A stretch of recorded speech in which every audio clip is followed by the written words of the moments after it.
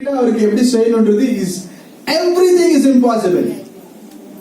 இது ஒருவேளை மனுஷரால் கூடாது, ஆனால் தேவனால் கூடாத காரியம் அவரால் செய்ய முடியாத காரியம் ஒண்ணுமே கிடையாது. அப்ப நான் கேட்டது யாரு? என்னை தேடினவர் யார்? இப்ப எனக்கு என்ன தெரியுதுன்னா, என்னை தேடினவர் பரலோகத்தின் தேவனானவர். இன்னொரு வசனம் எழுதியிருக்கோம், யோவான் 18:36. என் ராஜ்யம் பூமிக்கு இவ்வுலகத்திற்குரியதல்ல. என் ராஜ்யம் இவ்வுலகத்திற்குரியதல்ல. என்னுடைய kingdom is not based on this world. ஆனா நம்ம ஒவ்வொரு நேரமும் தேவனை தேடுவது எதற்கு சொல்லுங்க? பிராக்டிகலா, டு பி பிராக்டிகல். ஆமா, நான் என் வாழ்க்கையை அமைக்கணும், நான் ஒரு நல்ல வேலைக்கு போகணும், என் வீடு நன்றாய் கட்டப்பட வேண்டும், என் சரீர சுகம் நன்றாய் இருக்க வேண்டும். இது சாதாரணமான தேடல். இதுல நாம் இதுக்காக தான் தேடுறோம் ஆண்டவர், இதுக்காக தான் தேடணும் கூட. இப்ப தேடணும், கண்டிப்பா இதுல இருந்து நான் என்னால வெளியில போக முடியாது. I am bound to be in this body. நான் இந்த சரீரத்துக்குள்ள இருக்கிற வரைக்கும் இந்த காரியங்களுக்காக நான் தேடித்தான் ஆக வேண்டும். இதை நான் தாண்டிலாம் நான் பேச விருப்பப்படல. ஆனா அதே நேரத்துல பரலோகத்தின் தேவன் என்று சொல்லுகிறவர், அவர் என் சரீரத்தை அமைத்திருக்கிறார் என்றால் இதை எப்படியெல்லாம் அதை இயக்க முடியும் என்பது அவருக்கு நன்றாய் தெரியும்.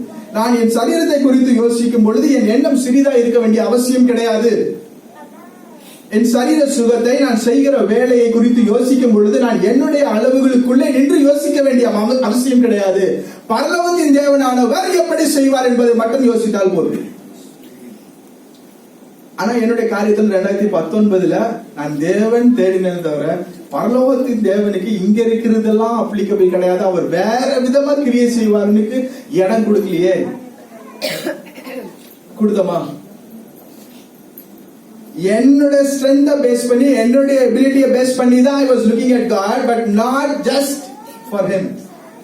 அவர் தான் கிரியை செய்கிறார், பரலோகத்தின் தேவன் தான் வேலை செய்யறாருன்ற ஒரே காரணத்தினால நான் அவரை பார்க்கலையே. யாரெல்லாம் அப்படி பாத்தீங்க?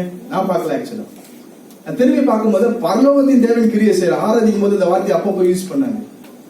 பரலோகத்தின் தேவன் அவர் ஜெபிக்கும் போது யூஸ் பண்ணாங்க. கர்த்தருக்கு ஸ்தோத்திரம். என்னுடைய ராஜ்யம் இவ்வுலகத்திற்குரியது அல்ல, இந்த பூலோகத்திற்கு உரியது அல்ல. இதை நான் எத்தனை தடவை சொல்லணும்? இயேசு வரும் பொழுது இதுவரைக்கும் பரலோக ராஜ்யம்னு ஒருத்தர் சொல்லிட்டு இருக்காங்க. பழைய ஏற்பாடு முழுக்க சொல்லிட்டு இருக்காங்க. அந்த பரலோக ராஜ்யம் என்றால் என்ன என்ற அறிமுகத்தை கொடுக்கிறவர் யார்? இயேசு கிறிஸ்து தான் அறிமுகம் கொடுக்கிறார். இது எப்படிப்பட்டது அப்படின்றது அறிமுகம் கொடுக்கிறது இயேசு கிறிஸ்து தான். அவர் சொல்றாரு இந்த இடத்துல என்னுடைய ராஜ்யம் இவ்வுலகத்திற்குரியது அல்ல. சோ நான் இங்க என்னோட லைஃப கட்டுறதை யோசிக்கிறேனா, இங்க நான் எப்படி வாழணுன்றதை யோசிக்கிறேனா?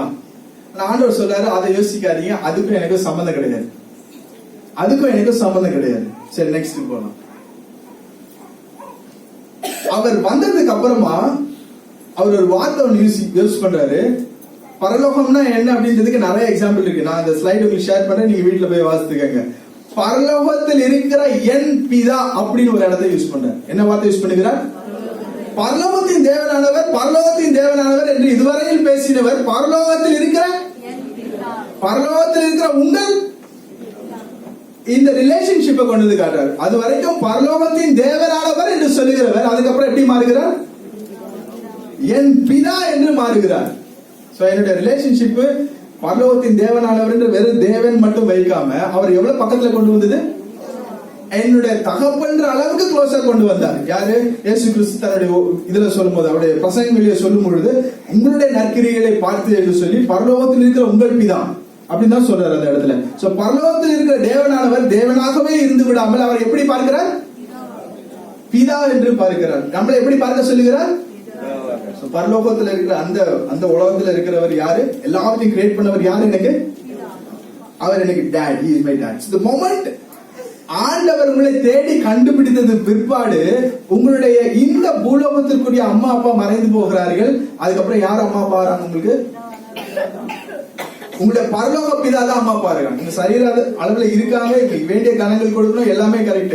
ஆனா எப்ப உங்களுடைய இந்த ரெவலேஷனை நீங்க பெற்றுக் கொள்கிறீர்களோ அதிலிருந்து உங்களுக்கு அப்பா அம்மா யாரு? அங்கதான் என்னோட லைஃப் சேஞ்ச் ஆகுது. பரலோகத்தின் தேவனானவர் என்னை தேடி கண்டுபிடித்த பிற்பாடு நான் இந்த பூமியில் அவரால் வந்தேன்.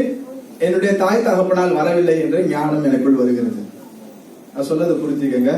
நம்ம இங்க இருக்கிற ஒவ்வொருத்தரும் நம்ம அம்மா அப்பாவால வந்தது அப்படின்ற பயணம் தாண்டி தேடினவர் என்னை கண்டுபிடித்த அடுத்த நேரமே நான் யாரால் வந்தேன் என்ற வெளிப்பாடு வருகிறது. நான் இந்த உலகத்துக்குள்ள வந்தது யாரால? அம்மா அப்பாவால இல்ல, தேவனால் வந்திருக்கிறேன் என்ற ஒரு பெரிய வெளிப்பாடு வருகிறது. திரும்ப இந்த பயணத்தின் இறுதி வரைக்கும் அவர் தான் என்ன நடத்தணுன்றதும் தெரிய வருகிறது. கரெக்டுங்களா? கொஞ்சம் ஆசாமி, சாமி, ஆசாமி. நம்முடைய லைஃப்ல வந்து இந்த சப்ஜெக்ட் மட்டும் கொஞ்சம் வேகமா பேசிட்டு போறேன். நாம் சாமியாக இருக்கிறோமா, ஆசாமியாக இருக்கிறோமா? நான் அவர் என் பிதாவென்றால் நான் யார் சொல்லுங்க? தேவனுடைய பிள்ளை என்று எழுத வேண்டும். ஆனா கொஞ்சம் நல்லா இருக்கணும்ன்றதுக்காக 2019 கொஞ்சம் அழகா இந்த வார்த்தை யூஸ் பண்ணி பார்க்கலாம். இயேசு சுவாமி சொல்றாங்களா? சுவாமி, சாமி. சாமி என்றால் கடவுள், கடவுள் என்றால் தேவன். இதை சொல்ல நீங்க வந்து மாத்தி மாத்தி யூஸ் பண்ணிக்கலாம். சாமி ஒன்று, ஆசாமி ரெண்டு வார்த்தைக்கு அர்த்தம் தெரியுமா உங்களுக்கு? ஆசாமி என்றால் என்ன சொல்லுங்க? ஆசாமி என்றால் மனிதன். சொல்லுங்க. சாமி என்றால் கடவுள். சிலருக்கு யார் கடவுள்? உங்களுக்கு யார் கடவுள்? ஏசப்பா தான் கடவுள். ஒரு சிலர்களுக்கு அவருடைய மனைவி கடவுள், ஒரு சிலர்களுக்கு அவருடைய கணவன் கடவுள். ஓகே, அது வாழ்க்கை உங்களுக்கு வரும்போது கற்றுக் கொடுக்கும். என்ன ஆகுது? கடவுள் யாரு? கண்ட்ரோல் பண்ணி ஆளுகை செய்கிறவர்கள் கடவுளாகி விடுகிறார்கள். கரெக்டுங்களா? பிசாசுக்கு பேர் என்ன சொல்லுங்க? அந்தகார லோகாதிபதி. அவனுக்கு பேர் என்ன? அந்தகார லோகாதிபதி. அவன் தான் அரசாள்றான், ரூலர் ஆஃப் த டார்க்னஸ். அவன் பயங்கரமா இருந்து இந்த பூலகத்தில் ராஜ்யம் செய்வது யாரு? அதனால சொல்றாரு, இந்த ராஜ்யம் கிடையாது என்னுடைய ராஜ்யம், பூமிக்குரியது அல்ல, என்னுடைய ராஜ்யம் பூமிக்குரியது அல்ல என்று தேவன் அப்பப்ப சொல்லுகிறார். ஏன்னா அவன் யாரு? அவன் ruler of the darkness, the one who is ruling now. இப்ப ரூல் பண்றது யாரு? ஆமா, அந்தகார லோகாதிபதி. இப்போ நம்ம எந்த ஊருக்காரங்க? ஆமா, நம்ம எல்லாம் பரதேசம். அதாவது என்னுடைய லோகம் பரலோகம். சொல்லுங்க. அப்ப இந்த இடம் எனக்கு சொந்தமா? இது அப்ப எனக்கு நான் தங்கி போற இடம் தானே. தங்கி போற இடத்துல ஏன் அழுகுறோம்? விருந்தாளி வீட்டுல போயிட்டு எவ்வளவு நாள் இருப்பீங்க? 4 நாள் 5 நாள் இருப்போம் மேக்சிமம் சொல்றேன். அதுக்கப்புறம் எங்க போய் வீட்டுக்கு போயிருவோமா? இப்ப 4 நாள் 5 நாளுக்கு அங்க போய் ஏன் உட்காந்து அழுகணும்ன்ற? மத்தவங்களை ஏன் அழ வைக்கணும்ன்ற? அழ வைக்கிறோமா? கரெக்ட். நம்ம அழ வைக்கிறோம், அழுகுறோம். அழ வைக்கிறோமா, அழுகுறோமா? எவ்வளவு நாளுக்கு? 4 நாள். சில சமயம் கூப்பிட்டவங்க கோபம் ஆயிட்டாங்கன்னா 3 நாள் 2 நாள். நான் சொல்றது புரியுதா உங்களுக்கு? தற்காலிகமான இந்த இடத்துல 2019 முழுக்க நம்ம என்ன பண்ணிருக்கோம்? அழுது இருக்கும். இவங்க சொன்னாங்களே, அவங்க சொன்னாங்களே, தேவையில்லைன்ற. நான் இப்போ நாளைக்கு போறேன்னு எல்லாம் ரெடியா இருப்பேன். அதாவது எங்க அம்மா இன்னைக்கு காலைல சொன்னாங்க, ஆவி மனவாட்டியும் வா என்கிறார்கள். நான் சொன்னேன், இப்போ வந்து மரணம் நிச்சயமா? மரணத்துக்கு ஒத்திகை என்ன? தின ஒத்திகை என்ன? தூக்கம். தூங்கும் போது உங்க லைஃப் உங்க கண்ட்ரோல்ல இருக்கான்? யார் லைஃபும் யார் கண்ட்ரோல்லையும் கிடையாது. டைம் கூட என் கண்ட்ரோல் இல்லாம போயிட்டு தூங்கும் பொழுது உங்க லைஃப் உங்க கண்ட்ரோல்ல கிடையாது. கரெக்டுங்களா? மரணம் என்னுடைய கண்ட்ரோல்ல கிடையாது. அது வந்து நித்திய தூக்கத்திற்கு அன்றாட ஒத்திகை உங்களுடைய ஆமா தூக்கம். ஆனா எரிச்சவங்க இன்னொருத்தர் தலைமுடி என் கையில, அது என்னன்னா அவங்க என் கண்ட்ரோல்ல தான் இருக்கணும். ஆனா யார் கண்ட்ரோலும் யாரும் இல்லைன்னு ஆண்டவர் ஒவ்வொரு நாளும் சொல்லி தருகிறார். கரெக்டுங்களா? சோ நான் என்ன பண்றேன்? நித்தியம் சொல்றாரு, அது உங்க மனசுல தக்க வச்சுக்க முடியலன்னா நான் எப்ப வேணா வந்துருவேன், ஆண்டவர் சொல்றாருன்னா அர்த்தம் என்ன? விருந்தாளி விட்டு நீ எப்ப வேணா காலி பண்ண வேண்டியதா இருக்கும். நான் சொல்றது புரியுதா உங்களுக்கு? நீங்க விருந்தினர் வீட்டுல இருந்து காலி பண்றது எப்ப வேணா இருக்கலாம். சோ என்னுடைய மரணம் இருக்க வேண்டும், இல்லை என்றால் அவர் வருகை சீக்கிரம், நீங்க போறதுக்கு மட்டும் ரெடியா இருங்க அப்படின்னு சிம்பிளா சொல்றேன். இங்க இருந்து போறதுக்கு ரெடியா இருக்கிறதுக்கு ஒரு எக்ஸாம்பிள்.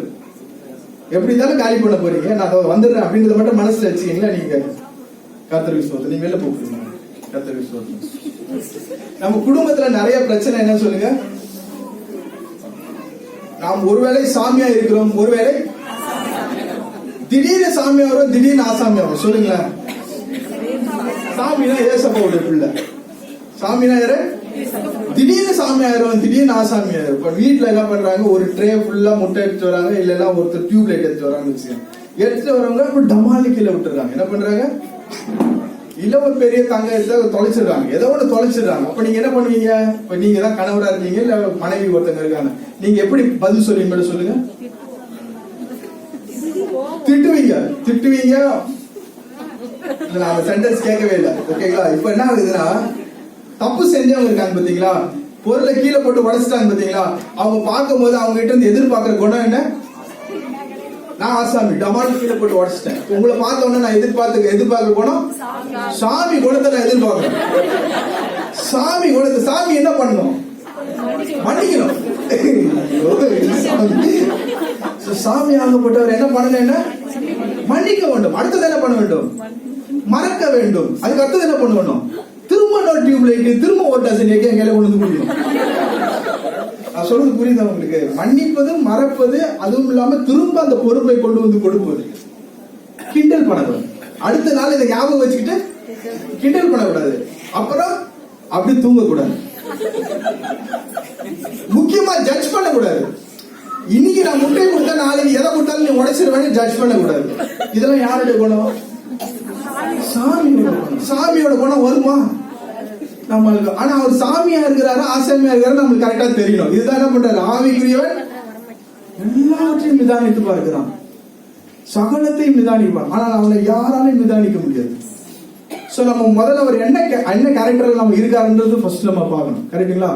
சாமி கிட்ட நீங்க போய் நேரம் உட்காந்து பேசுறீங்க பிரேயர் ரூம்ல, அவர் வெளியில என்ன போய் சொல்றாரா?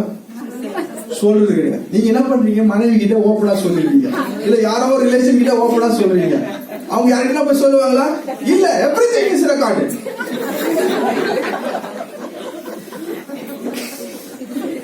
கரெக்டான டைம்ல ரீவைண்ட் ஆயிடுச்சு, ப்ளே ஆயிடுச்சு. It's very easy. கரெக்டான டைம்ல ரீவைண்ட் ஆகுது, ப்ளே ஆகுது. சோ சாமி கிட்ட என்ன பண்ண? நானு ஆசாமி கிட்ட சாமி எதிர்பார்த்தேன், டிசப்பாயின்மெண்டா? ஓகே, அப்படியே ஆப்போசிட்டா போறோம். ஓகேங்களா? இப்போ நீங்க என்னவா இருக்கீங்க? ஆசாமி. இல்ல ஃபர்ஸ்ட் வந்து இதுல என்ன பாயிண்ட் சொல்லணுமோ, ஆசாமி கிட்ட சாமியை தேடு. ஓகேவா? இப்போ வந்து நீங்க சாமியா இருக்கிறீங்க. இப்ப என்னவா இருக்காரு? இப்ப வந்து நான் போய் அவர்கிட்ட வந்து ஒரு சாதாரண ஆசாமியை தேடணும். ஓகேங்களா? இப்ப நீங்க யாரு? சாமி. இப்ப நான் ஆசை முதல்ல தேடினா அது கடையில். இப்ப நான் போறேன், எனக்கு கொஞ்சம் உடம்பு சரியில்லை, கொஞ்சம் மருந்துலாம் எடுத்து, நீங்க சொல்லுங்க. நான் ஜெபம் பண்ணிட்டேன், நீ வீட்டுக்கு போ, உனக்கு சரியாயிடும். இல்ல லைட்டா அந்த கஷாயம் மாதிரி, நான் ஜெபம் பண்ணிட்டேன், ஆண்டவனுக்கு சோகத்துல, நீ வீட்டுக்கு போ. இப்ப இவரு சாமி ஆனது எனக்கு தெரியாது. நான் சொல்றது புரியுதா உங்களுக்கு? கணவன் மனைவி வந்து நீங்க தெளிவா எடுத்துக்கணும். அந்த ஏவாள் வந்து ஆண்டவர் சொன்னதை மறந்துட்டாங்க. என்ன பண்ணாங்க? மறந்துட்டாங்க. ஆனா இன்று இருக்கிற ஏவாள் ஒரு நாள் பிரசங்கம் பண்ணா மத்த 6 நாட்களும் அதை அணுவாய் பிட்டு அப்பம் போல வானத்தில் இருந்து வந்த மன்னா அப்படின்ற மாதிரி டெய்லி சொல்றது யாரு? இன்று இருக்கிற ஏவாள். சில சைலம் பக்திமான்கள் இருந்தாலும் பக்திமான்கள் சொல்லிடுவாங்க. ஆண்டவருக்கு சொன்னார்ல, என்னமா பிள்ளை இப்படி பண்றியா அப்படின்னு வீட்டுல போய் அவர் சொல்லிடுவார்.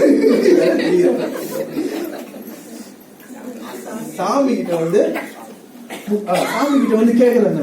அவர் சொல்றாரு, ஐயோ முடியல, லைட்டா டிவி பாத்து ஒரே ஒரு பாட்டு பாத்துக்கிறேன், லைட்டா பாத்துக்கிறேன், எனக்கு வேலையே கிடைக்க மாட்டேங்குது பிரதர், எனக்கு கையில காசு இல்ல பிரதர். மல்டிப்ளை ஆயிரும். 5 அப்போ 2 மீன் மல்டிப்ளை ஆயிரும். உங்களுக்கு கம்ப்ளீட்டா மல்டிப்ளை ஆயிரும். என்ன சொல்றீங்க? என்னால சுத்தமா அங்க இருக்கிற ஆளால என்ன பார்க்க முடியாது, என்னால அந்த செவரை தாண்டி பார்க்க முடியாது. நான் சொல்றது புரியுதா உங்களுக்கு?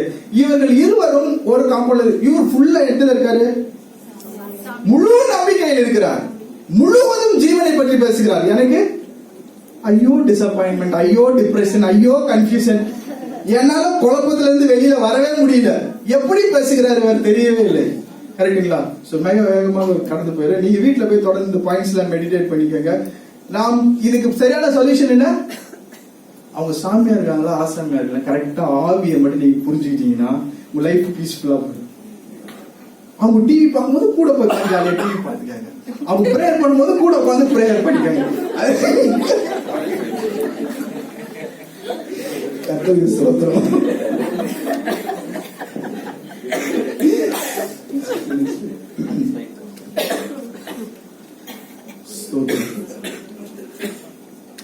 என்னுடைய குடியுரிமை எங்க இருக்கிறது? இந்த இடத்துல கிடையாது. Let's have it very strongly stand to our head. எந்த இடத்துல இருக்கு? என் குடியிருப்பு எங்க இருக்கிறதுனா இந்தியாவில் இல்ல.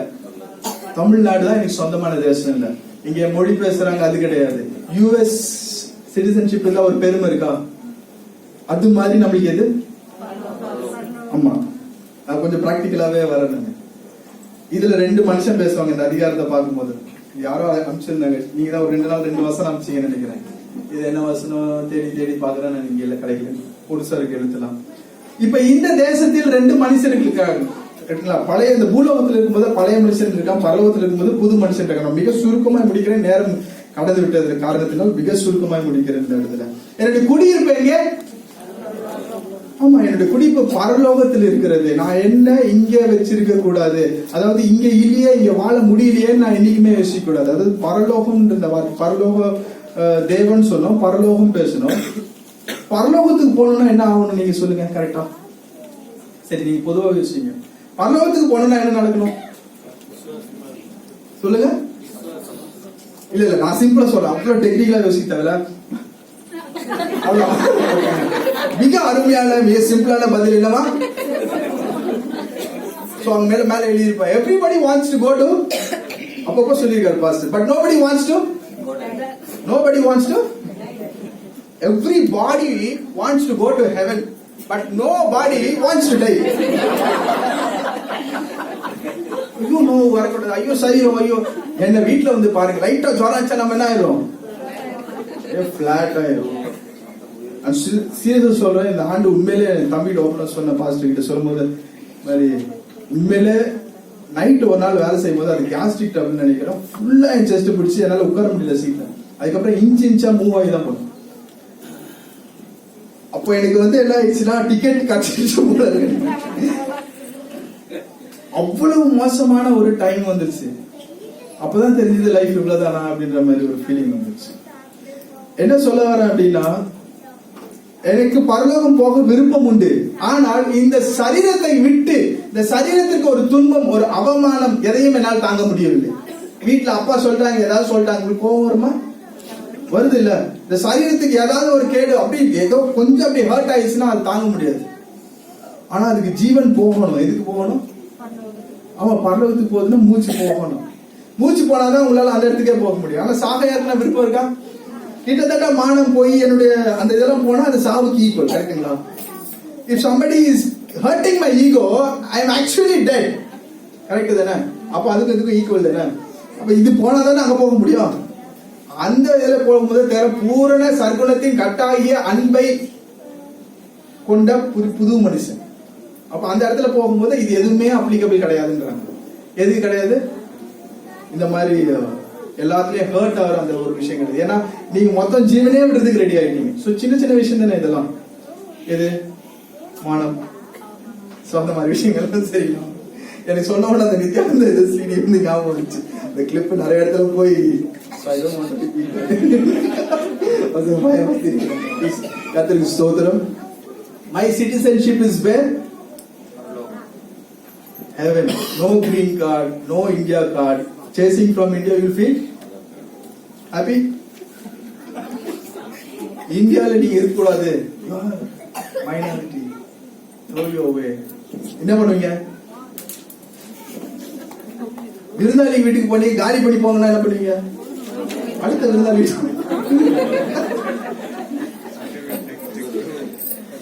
கர்த்தருக்கு சோதரம். ஆக மொத்தம் இந்த வருஷம் ஃபுல்லா 2 விஷயம் தான் நடந்திருக்கு. ஒன்னு என் சித்தம், இன்னொன்னு அவர் சித்தம். இந்த ரெண்டுத்துக்கு நடுவில் there's been a huge battle. கரெக்ட்டுங்களா? பரலோக தேவனானவர் என்னை தேடினார், என்னை கண்டுபிடித்தார். நான் அவருடைய பிள்ளை என்பதை நான் கண்டுபிடித்து விட்டேன்.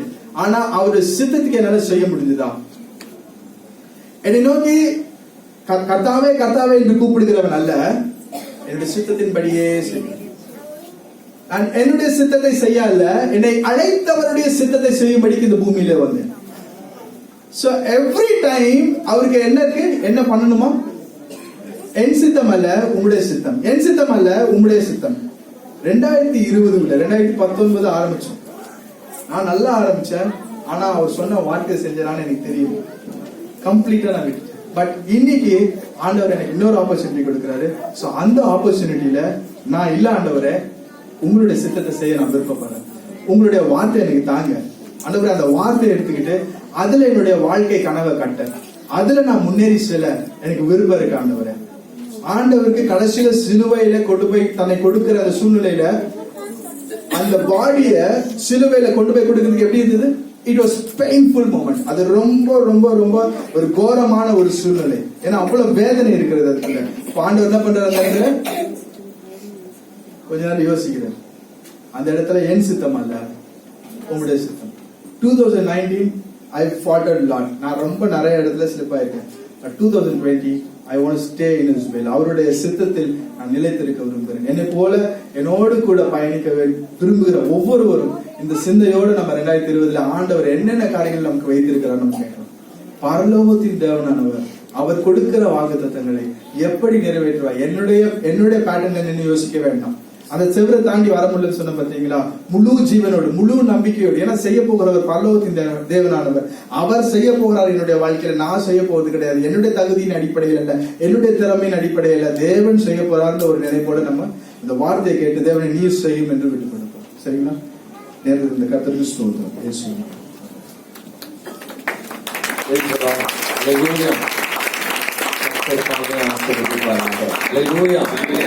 எழுந்து நின்று கர்த்தரை மகிமைப்படுத்துகிறதான ஒரு